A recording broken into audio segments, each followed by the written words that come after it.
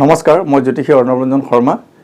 মই এষ্ট্ৰলাইভ আছামৰ মাহেকীয়া ৰাশিফললৈ স্বাগতম জনাইছোঁ।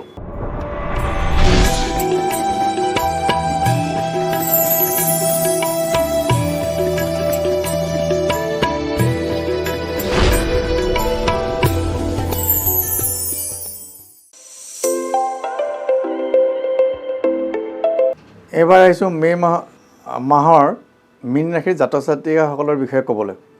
মীন ৰাশিৰ অধিপতি হ'ল বৃহস্পতি। নক্ষত্ৰ হ'ল 3টা 25, 26, 27। 25 নম্বৰ নক্ষত্ৰ হ'ল পূৰ্বভাদ্ৰ নক্ষত্ৰ, 26 নম্বৰ নক্ষত্ৰ হ'ল উত্তৰ ভাদ্ৰপদ নক্ষত্ৰ, 27 নম্বৰটো ৰেৱতী নক্ষত্ৰ। গতিকে এই মে' মাহটো খুবেই ভাল মীন ৰাশিৰ জাতক জাতিকাসকলৰ। যদিও চাৰে চাতি লাগি আছে আৰু শনি চন্দ্ৰ একেলগে থাকি এটা বিঘযোগো সৃষ্টি হৈছে, গতিকে কিছু অসুবিধা বা সমস্যাৰ সৃষ্টি হ'লেও উপযুক্ত বিধি বিধানৰে প্ৰতিকাৰ কৰিলে তেওঁলোকে ভাল ফল লাভ কৰিবলৈ সক্ষম হ'ব।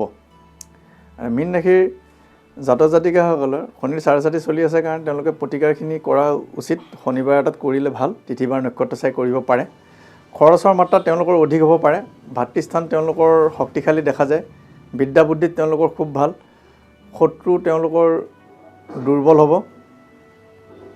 আৰু খৰচৰ পৰিমাণ বাঢ়িব পাৰে, গতিকে তেওঁলোকে হিচাপ নিকাচ কৰি চলাটো ভাল।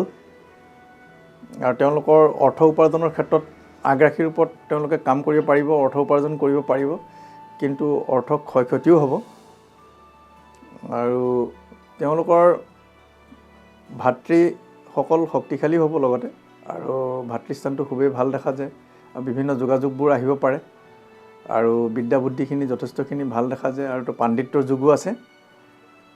আৰু শত্ৰু নিস্তেজ হ'ব, শত্ৰু তেওঁলোকৰ সংহাৰ হ'ব। কেতু যিহেতু ষষ্ঠত বহি আছে, গতিকে কেতুৱে সংহাৰীৰ ওপৰত ধাৰণ কৰে।